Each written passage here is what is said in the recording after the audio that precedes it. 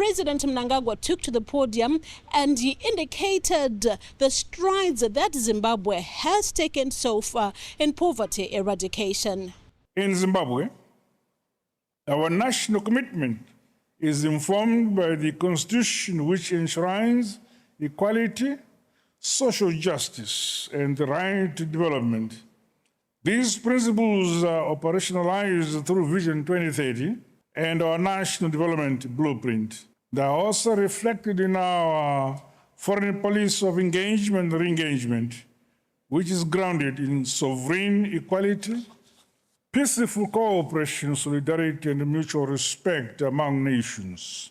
On poverty eradication, Zimbabwe has made headway towards reducing poverty and improving access to education, health care, and social protection. Poverty levels declined from 62% in 1995 to 38.3% in 2019. Primary education enrollment has risen to 88%, while adult literacy is 93.6%, and life expectancy is at 64.7 years.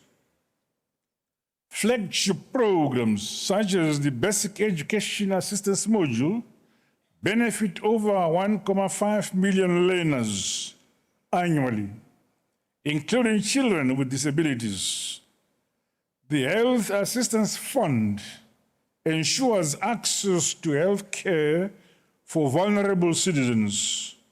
We continue to invest in climate-smart agriculture, digitalized social registries, and resilient food systems to improve household food security incomes. While outlining Zimbabwe's achievements, President Mnangagwa brought attention to how Zimbabwe's progress has been hampered not just by climate shocks, but also by limited access to finance. Progress remains constrained by coercive measures and unilateral sanctions imposed on us. Climate shocks and restricted access to development finance. Zimbabwe, therefore, calls for reform for the international financial architecture, debt relief, and enhanced development financing. President Mnangagwa also used the global platform to outline Zimbabwe's strides in employment creation. With regards to productive employment and decent work, employment creation and decent work are central to Zimbabwe's development strategy. The National Employment Policy Framework and Decent Work Country Program promote enterprise development, skills training, and infrastructure investment. The 2024 Labor Force Survey shows unemployment at 20.5%, down from over 30% in the mid-1990s. Modernizing and reform of the Labor Act are ongoing, along with the strengthening of inspection systems and promotion of social dialogue through the tripartite negotiating forum.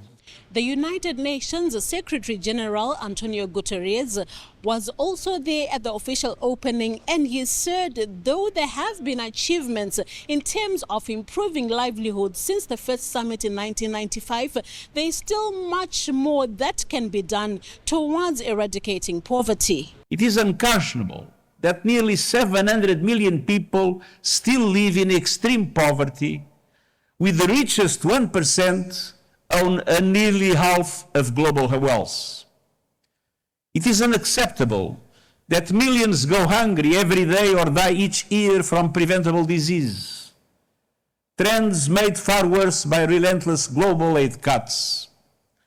And it is intolerable that almost 4 billion people lack access to any form of social protection at all.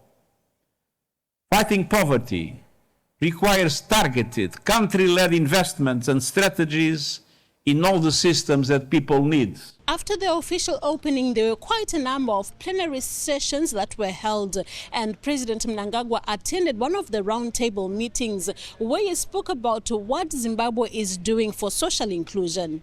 On social inclusion, Zimbabwe is strengthening legal and institutional frameworks to promote equality, non-discrimination and participation, ensuring inclusion of all citizens and promoting community-led development. Amongst the engagements by President Mnangagwa this Tuesday was also a closed-door bilateral meeting with Qatar's Prime Minister, that is Sheikh Mohammed Al Thani, who also serves as the Foreign Minister.